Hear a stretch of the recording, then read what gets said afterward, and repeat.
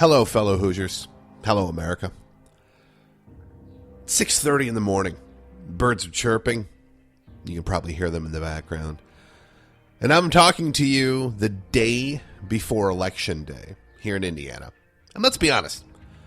Every 4 years, when it comes time for the Republican or heck, Democratic nomination for president, by the time it gets to us here in Indiana, the first Tuesday of May, the candidates have pretty much been decided. I mean, sure, we make a difference come November, but come primary season, not so much. And now the entire country is looking to us here in Indiana. And our state plays a pivotal role in where this election season takes us. It's very unordinary, but that shouldn't surprise you, as this election year has been anything but ordinary, right? I mean, in the 37 years I've been alive, and the 20 plus years, or pretty close, I've been allowed to vote, there is no more important election that I've ever been a part of. I think whoever the next president is going to be challenged with things that many of his or her predecessors have never had to go through. Face a reality that is quite honestly very scary. I mean, as a nation, our debt is increasing at record levels. Our financial system has been manipulated and falsely propped up for years. It's a house of cards. Our once allies are barely our allies anymore. Our once enemies are now our friends. I mean, I think whoever inherits these issues that have been perpetuated by both political sides for too long has a real mess on their hands. And I want to take a minute today to discuss with you the choices that we are faced with, not only here in Indiana, but for the rest of the states during the primary season. And let's first look at the Democratic side. We have a wide-eyed, government-expanding socialist. And then we have Bernie Sanders. No, but seriously, Hillary Clinton, who initially started out saying, look, it's just going to be like Obama. I mean, Obama did some really good stuff. I'm going to do the same. Has now seen the message of Bernie Sanders and how it is connecting with a lot of people. And now she's turned into the sales manager of Crazy Clinton's Car-O-Rama, where we'll do anything to make the deal. Who wants free stuff? Who wants free stuff? Free college, free this, free that. She's become to the left of Bernie just to try to win the nomination. But that shouldn't surprise you. I mean, let's be honest. She's a Clinton. They're not necessarily very trustworthy, and they'll say whatever they have to do to get elected. Not unlike most politicians, but she's a Clinton. And unlike Bernie Sanders, unlike Bill Clinton, heck, unlike Barack Obama, she's completely unlikable, untrustworthy, unlikable, and I think completely unelectable. And then you have Bernie Sanders, and bless his heart, he comes out and says, I'm a democratic socialist. Oh, I see. So you're a socialist, but it's democratic, so I guess we just vote for socialism. Oh, that's awesome. That's great.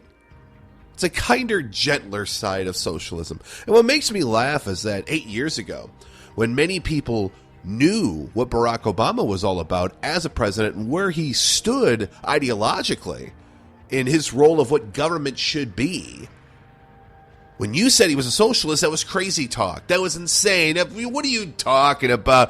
Of course, everybody thinks he's a socialist.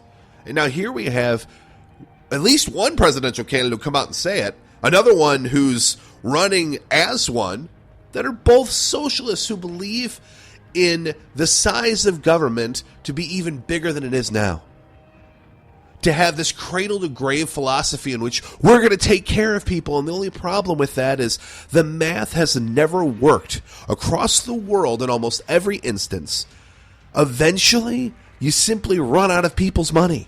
And we know in Indiana, that's not going to work. We know across the country that government is not the solution to the problem, but government is the problem. Shout out to Ronald Reagan for that one. Thanks. Now let's look on the Republican side. We have John Kasich. And moving on. No, but seriously. This guy's won one state. One. His own. He has less delegates than Marco Rubio, who's been out of the state for quite some time. And even with 10 states left after Indiana still to vote, or pretty close, he still may fall short of Marco Rubio's delegate count. I mean, come on. He is wasting everyone's time. And a vote for Kasich at this point is a vote for Hillary Clinton or a vote for Donald Trump.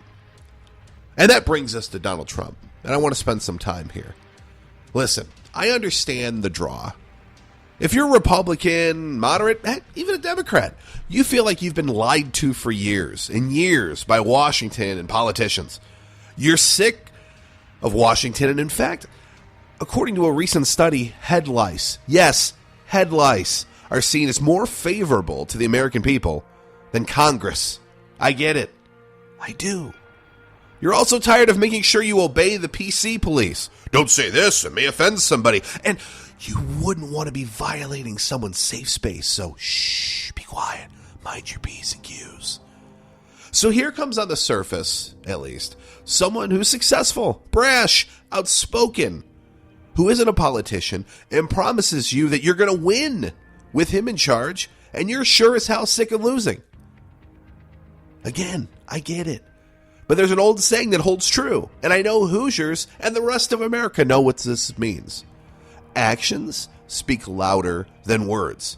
Anybody can say what they're going to do, but what actions will you take based on what you say? And more importantly, what actions have you taken in the past to show that words you say are more than just, well, words? And this is the problem with Donald Trump. He says he's not a politician. And because of this, will not be corrupt like a politician who are all about lobbies and special interests. And there's validity to his point. But again, what are his actions involving this? Well, he has 40 years of a record of showing him given money to politicians, mainly on the Democratic side, including 7 times to Hillary Clinton. Yes, 7. But he's also given money in the last couple of years to John Boehner and Mitch McConnell on the Republican side. And when questioned on this, he says, look, I give money to people, okay? That's how I get things done. I make deals. You got to pay politicians. You got to get things done. It's the way I do business, okay? So we're supposed to believe a man who has used and abused the system to his own advantage to be a man who wouldn't do that as president, though. It's like a local mob boss who uses money to buy off the local police department and then years later runs for police chief. I mean, in your town, if that were going on, wouldn't you be sitting here going, whoa, what's going on here? Who else has common sense? Who here else is paying attention? This guy was a mob boss. He used the system to get ahead, and now we're going to trust him to be the police chief? Huh? What's going on? And while politicians are not trustworthy in almost every instance, don't you still want someone who knows what they're doing? And they don't just say it, but they have actions to back up their words. Listen, if you're having bypass surgery, you don't want a doctor who spends all his time in the operating room telling you how he's the best surgeon and every other surgeon here are idiots. They don't know what they're doing, okay? And truth be told, I've never really done surgery before. But look, I'm a very successful lawyer. I'm really smart. We'll figure it out. We're going to do it. Trust me. Believe me. You'd be on the operating table going, is there anyone else I can talk to? And another reason people seem to like Donald Trump is he's a businessman. We want to run our country like a business. We need to run our country that way. And look, I see a lot of logic to that. If a business is flat out broke, you can't just keep doing business as usual like the federal government has done for decades. You actually have to have a budget, a profit and loss statement, and make the appropriate decisions that may be hard, but they're the best for business. You got to stay profitable, right? You got to prosper. Maybe you want to be in a position to expand and even hire more people. You want to have the best company you can. And there's no denying that Donald Trump has been successful. But it should also be fair to point out his failures. He opened up a line of steaks, Trump Steaks. It's out of business. He opened up a line of vodka, Trump Vodka. It's out of business. He opened up a line of water, Trump Water. It's out of business. Plus, Trump Magazine failed and is out of print. Not to mention Trump University, in which right now he's getting sued because he charged students an exorbitant amount of money to earn a degree that never came to fruition. Plus, his companies have declared bankruptcy 4 times. So his track record is not flawless by any means.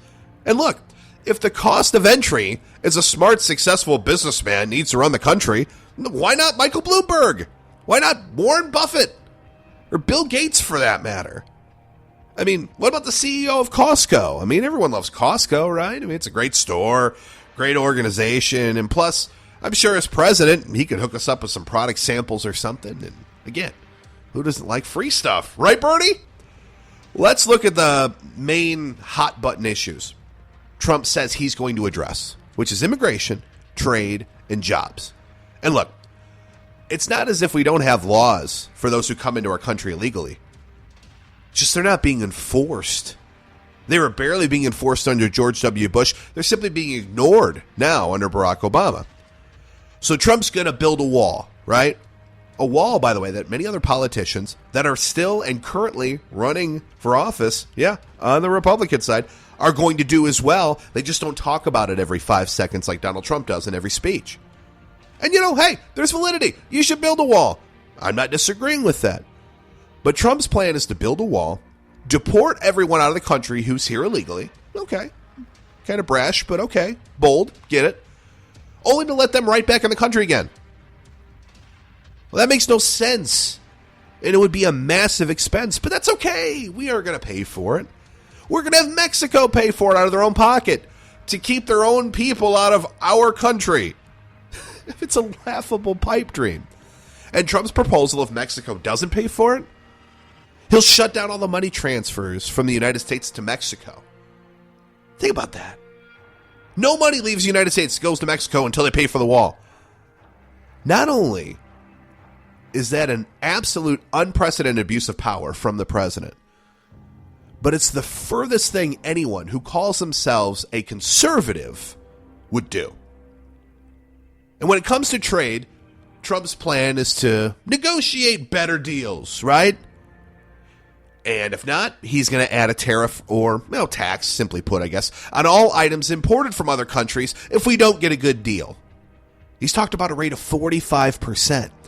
Now just think of what a rate of 45% on every item, say that China ships to the United States, is going to do on the costs for you.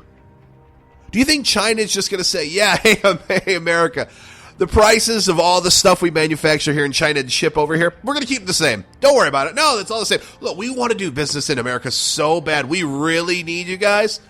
Yeah, the 45% that Donald Trump's charging us, we're going to eat that cost. Don't worry. No. Seriously, we really want to do business in America so bad, we're going to eat it because we need you. Yeah. Doesn't happen. That's crazy to think that that's not going to impact you at all, which is why his strategy is simply irrational. And if implemented, would be unsustainable for the American people. I mean, as it is, it's hard to live paycheck to paycheck like many Americans do. What do you do when the costs of a lot of the goods that are made in China, let's say, which, let's be honest, are a ton, are at a rate of a 45% tariff on everything you buy? How do you make ends meet with that? And look, speaking of jobs and making ends meet, jobs are an important topic to every American, every Hoosier, especially. And jobs are leaving the United States, mainly because the United States has become the country with the highest business tax rate in the world.